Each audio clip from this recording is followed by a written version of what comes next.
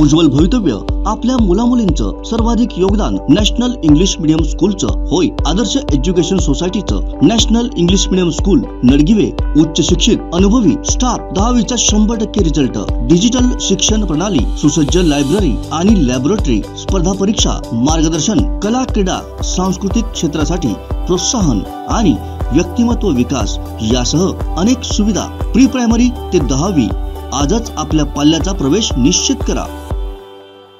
शिवसेनेचा वर्धापन दिन 19 जूनला मुंबई इथं असल्याने सिंधुदुर्ग जिल्ह्यातून शेकडो कार्यकर्ते मुंबईला जाणार असून हा वर्धापन दिन भव्य दिव्य असा होणार असल्याने 1500 कार्यकर्ते सिंधुदुर्गातून मुंबईला जाणार आहे। आपला शिवसेनेचा वर्धापन 19 तारीखला आहे। त्या कार्यक्रमासाठी आपण 5 तालुक्यातून 1500 लोक आपण शिवसैनिक जातात मुंबई गोरेगावला वर्धापन दिन आहे शिवसेनेच्या निमित्त आपण सिंधुदुर्गातून 1500 कार्यकर्ते महिला जातात। त्याच्यानंतर गाव तिथे शाखा शेवटच्या घरापर्यंत शिवसैनिक ही जी आपली शिवसेनेचे ब्रीदवाक्य आहे। 80% समाजकारण 20% राजकारण हेच ब्रीदवाक्य घेऊन एकनाथजी शिंदे यांच्या नेतृत्वाखाली आपण काम करत आहोत।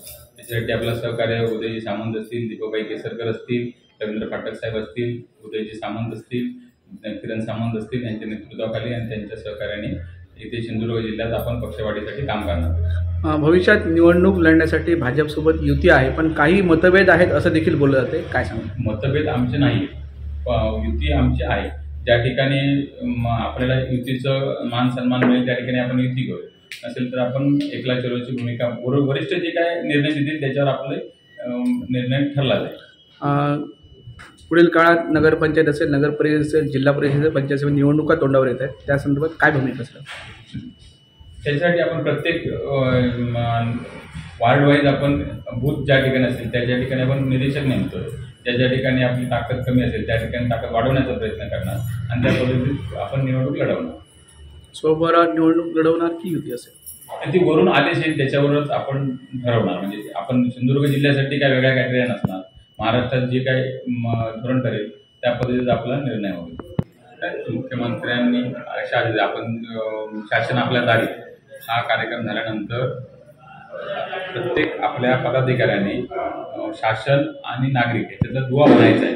ते समजा एखाद्या नागरिकाचं काम होत नसेल आणि अधिकाऱ्यांकडे काय अडचण असेल तर तुम्ही त्यांना घेऊन जावा, त्यांच्या काय अडचणी असतील ते समजून घ्या आणि लोकांना ज्या ज्या काय अडचणी असतील त्याचं तुम्ही निरसन करा, हे आपल्याला त्यांनी आदेश दिलेले आहेत। की समजा आता परवा आम्ही प्रांत ऑफिसला गेलो, शाळेचे तर दाखले आहेत, आता ते नवीन त्यांनी ते ॲप डाउनलोड केल्यामुळे पहिलं ऑफलाईन होतं, आता ऑनलाईन असल्यामुळे लोकांना ते समजत नव्हतं, लेट होणार। काही लोकांचं म्हणणं होतं आम्हाला ते दाखले मिळणार नाही, पण आज आम्ही माहिती घेतली काल 325 दाखले होते, त्यातल्या 300 त्यांनी दाखल्या सकाळी दिले पण ते 25 सुद्धा नेट आणि हे असल्यामुळे ते थांबले, ते पण आज त्यांनी दिले असते। म्हणजे त्यांचं म्हणणं असं आहे की ते पण त्यांचं काम फास्ट आहे।